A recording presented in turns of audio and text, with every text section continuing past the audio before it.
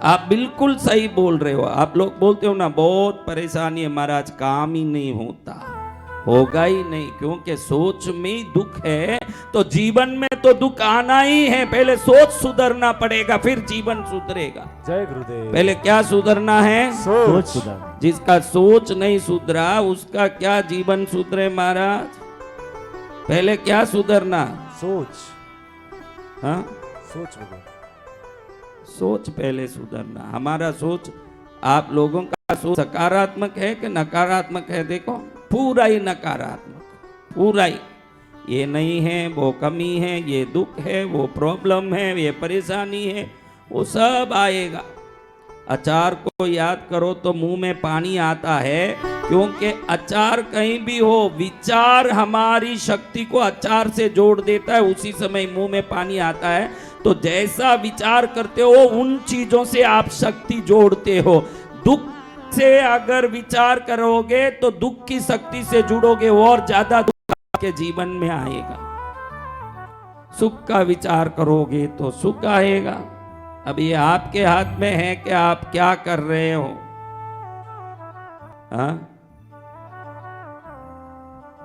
दुख का विचार करके कभी सुख नहीं आता, क्योंकि जात जात से जुड़ता है। मटेरियल अट्रैक्ट्स द मटेरियल, ये विज्ञान है। चीज चीज को खींचता है। कई बार मैं ये कहता हूं, क्या कुत्ते के टोले में हाथी होगा? हर बार कहता हूं ये, हाथी के टोली में कुत्ता होगा? नहीं गुरुदेव। हाथी के टोली में कौन होगा? हाथी। कुत्ते के टोले में कौन होगा? कुत्ता। गधे के टोले में कौन होगा? तो दुख के टोले में कौन होगा? दुख होगा भगवान। सुख के टोले में कौन होगा? सुख होगा भगवान। तो अगर दुखी हूं सोचोगे तो दुख का विचार और कई दुखों को खींच के आपके जीवन में डालेगा, ये गारंटी की बात। सुख का विचार करोगे तो सुख आपके जीवन में अनंत सुख लाएगा। हाँ?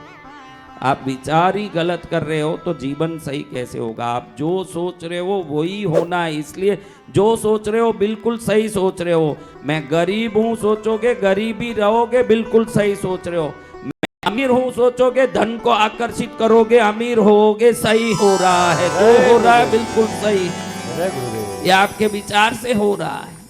जो हो रहा है वो विचार से हो रहा है। तो पहले काम नहीं सुधारना है, विचार सुधारना है। क्या सुधारना? विचार सुधारना है। और पुरुषार्थ भी देखो, इस संसार में कई लोग कहते हैं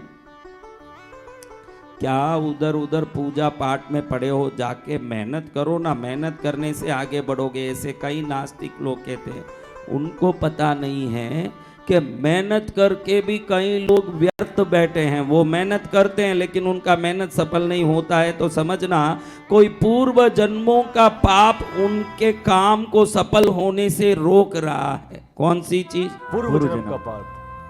तब मेहनत मात्र काम नहीं आएगा, उस समय में भजन काम आएगा उस पाप को नष्ट करने के लिए। जय गुरुदेव। वही भजन महत्वपूर्ण स्थान रखता है। भजन कब काम करता है? जिस काम को आप करो, सोने में हाथ डालने की जरूरत नहीं। जो पुण्यशाली होगा वो मट्टी में हाथ डालेगा, क्या हो जाएगा? सोना हो जाएगा भगवान। और जो सोने में हाथ डाले वो मिट्टी हो गया, तो क्या समझना महाराज? तो क्या समझना? क्या समझे? कोई कर्म अड़ रहा है। ध्यान रखना, आप ये घर बनाते हो तो ये जो घर बनता है ये जैसे ईंटों से बनता है, तो पके हुए ईंट से बनेगा कि कच्चे ईंट से बनेगा? पक्के ईंट। हाँ, पक्के ईंट से। कच्चे ईंट से बना ले तो क्या हो जाएगा? बरसात आएगा तो मट्टी गिल जाएगी, ना मट्टी गिलेगी तो सब खत्म हो जाएगा। होगा कि नहीं? जैसे पक्के ईंट से ही घर टिक सकता है, वैसे पुण्य से ही मेहनत सफल हो सकता है। पक्के ईंट बगैर घर नहीं टिक सकता, पुण्य बगैर मेहनत सफल नहीं होगा। ये सनातन धर्म पागल नहीं है जो आपको नियमित अनुष्ठान करने कहता है, क्योंकि आप पुरानी बीमारी के लिए दवाई लेते हो, नए आरोग्य के लिए भी दवाई लेते हो। कई लोग देखो कोई बीमारी नहीं है फिर भी विटामिन कैल्शियम की गोली लेते हैं कि हेल्थ बना रहे हैं। लेते हैं कि नहीं? जी गुरुदेव। तो ये भजन पूजन पुरानी बीमारी रूपी पाप को मिटाने में भी काम करता है, नए सुख को आपके जीवन में देने में भी काम करता है। जय गुरुदेव। हाँ, दोनों काम करता है।